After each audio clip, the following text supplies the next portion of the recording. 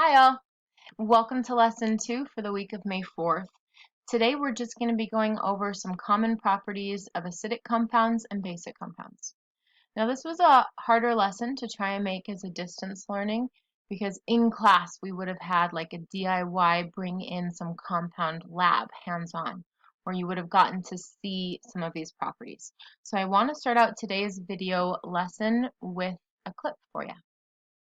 Okay, I'm going to let John Green tell just a little bit about acid and base properties. But first, what exactly are acids and bases? Well, acids, sour. So sour, that's the first thing that we learned about acids, actually, and that's why acid, actually means sour in Greek or Latin. Latin. And acids are excellent at dissolving stuff. They kill things and melt your face. What about bases? You might have some idea of what a base is. Bitter tasting, slippery, like soap. Soap is, in fact, a base. And bases, like acids, are totally dangerous and can melt off your face. They're also like the anti-acid, basically. In fact, they're in antacids. If you mix acids and bases together, they neutralize. All right, thank you so much, John Green. Just a quick review of acids. Remember we said, according to the Arrhenius definition, an acid is a compound that starts with hydrogen, and when you put it in solution, it releases that hydrogen ion. Okay, so common properties we want you to know is that acids taste sour. Okay, so lemons, jawbreakers, vinegar, some sodas, they've got that in there. Okay, and all of these chemicals or whatever foods taste sour because of acids like citric acid. Acetic acid is the same thing as vinegar. Most common like candies that are Sour Patch Kids or Warheads or something like that. You're looking at ascorbic acid, something that's added for that sour taste. The second one is we want you to know that acids are electrolytes. And we'll talk more about that either next week or the week after. But remember, an electrolyte we learned last unit is something that can conduct electricity in solution, right? So acids will make electrolytes. They can conduct electricity. You guys, I don't know if you did in elementary school, we did lemon batteries, right, where you use lemon to conduct an electrical current. Okay, so acids, anything that's acidic, will conduct electricity. The third is that acids will react with some metals to produce hydrogen gas.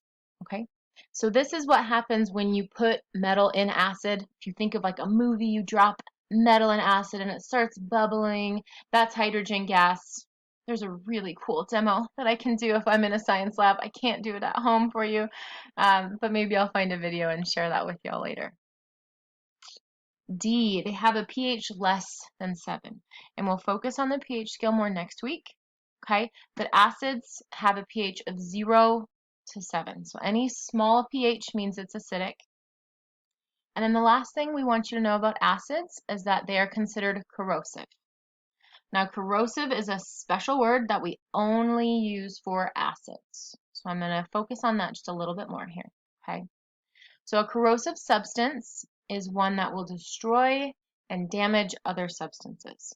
So a lot of times people will say like, you know, in the movie you dropped the metal in and it dissolved in acid. And that's not the correct word. We wouldn't say dissolved. We would say it corroded in acid. Okay. So down here, this is the chemical symbol at the bottom. That's the pictogram for acids. Okay, for acid safety. And you can see that as the test tube is dropping either onto the table or onto that thumb, it's eating away at the table or the thumb, and it's damaging it and making it disappear. So we would say that's corroding the thumb or the table, and it does not happen that fast. I'm so sorry. There's a lot of YouTube videos you can look up about that. But acids don't really quickly eat a hole in the floor like they do in cartoons. But instead of saying it eats a hole in the floor, we'd say it corrodes a hole in the floor. So again, corrosive, that term only applies to acids. All right. Common properties or common examples of acids: acetic acid, vinegar, like we said. T has tantanic acid. Oh, Texas, you know all about ants, okay? That's ant venom. So fire ants, formic acid. One year I sent my students outside and we had petri dishes and forceps and we collected some fire ants and smashed them up and used pH paper, and sure enough, that venom is acidic. And that's why when you get a fire ant burn or fire ant bite, it burns because it's corroding your tissues. It's burning with acid, okay? Another thing that's really common I get questions about is acid rain, okay? Regular rain has a pH of about 5.6, so it's always a little bit acidic, but anything less than 4.6 is considered acid rain, okay? And it's 10 times more acidic than normal. So acid rain can corrode things like this, okay? So here we have a statue on the left down here, and over on the right, 60 years later, you can see how much damage has been done from the acid rain. Acid rain is caused from emissions, really, whether that's normal emissions like carbon dioxide or man-made ones. When these kind of common gases, the NO2, SO2, are reacting with any kind of water vapor in the air, it forms on this right-hand side the acids, and that's why acid rain occurs. All right, let's talk about bases. Just a reminder, we learned that bases end in hydroxide, that OH. So properties of bases. Bases are bitter. Okay, so think like dark chocolate tends to be basic, pure cocoa powder, baking soda. Some of you might have had your mouth washed out with soap at some point in your life. That bitterness for soaps, that comes because it's basic. So really any household cleaning product, almost any household cleaning product, is a very good example of something that's a basic compound. And you've had experience with that. You'll know that bases feel slippery. Those soaps feel slippery. Okay, don't do this. It's a terrible thing. But if you've ever had it happen where you've gotten bleach on your fingers or your skin, you'll notice it feels very, very slippery. And really that's because the base has damaged the surface of your skin and removed some of that friction. Okay, but bases are bitter and they feel slippery to the touch. Bases are also electrolytes. So electrolytic or electrolytes is a property of acids and bases, something they share. Okay, and that's because it increases the amount of ions in a solution. So you have more charged particles that are free to move. So acids and bases both conduct electricity. And then the last one is they have a high pH. So anything on the pH scale from 7 to 14 is considered a base. So I've got a little bit of alliteration for you. Okay? Big pH, bitter is a base. Okay? So if you have a big pH, tastes bitter, then it's basic. All right, examples of bases, Tums or Pepto-Bismol, those types of things, and acids, right? They're the opposite of acids. Household cleaning products tend to be basic, ammonia like Windex, those types of things. All right, just a compare and contrast. You'll see this is what your homework is about. Okay, the last thing I want to do is now you guys officially know enough about acids and bases to appreciate how fantastically cringily hilarious, no, not hilarious, cringily uncomfortable and funny this video is. So I'll leave you with this.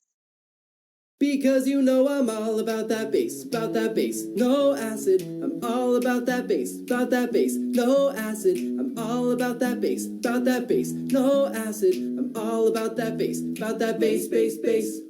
Yeah, it's pretty clear, I ain't no science fool. So you got litmus, well I can turn it blue. Make it go boom, boom all over the place. When all the H plus meet all the OHs. Pink phenolphthalein, I think that's straight dope. Mix in a lipid here and it'll make it soap. You want it neutral, pH is low. Better set up a titration with a strong hydroxyl drop. Yeah, my lab tech, she told me don't worry about your eyes. If an acid gets in them, we just have to neutralize. That neutral. You'll know I love me, my stomach, and all the things it dissolves. But my bowel that keeps it from eating my intestine walls. Because you know I'm all about that bass, no acid. I'm all about that bass, no acid. I'm all about that bass, no acid. I'm all about that bass, Ha! I'm gonna do the math to figure out the ratios to react. Stoichiometry, yeah, that's where it's at.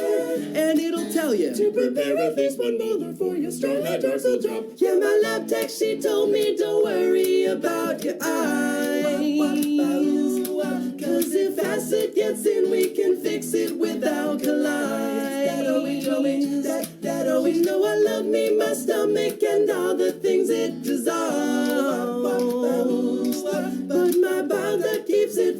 penetrating my intestine walls.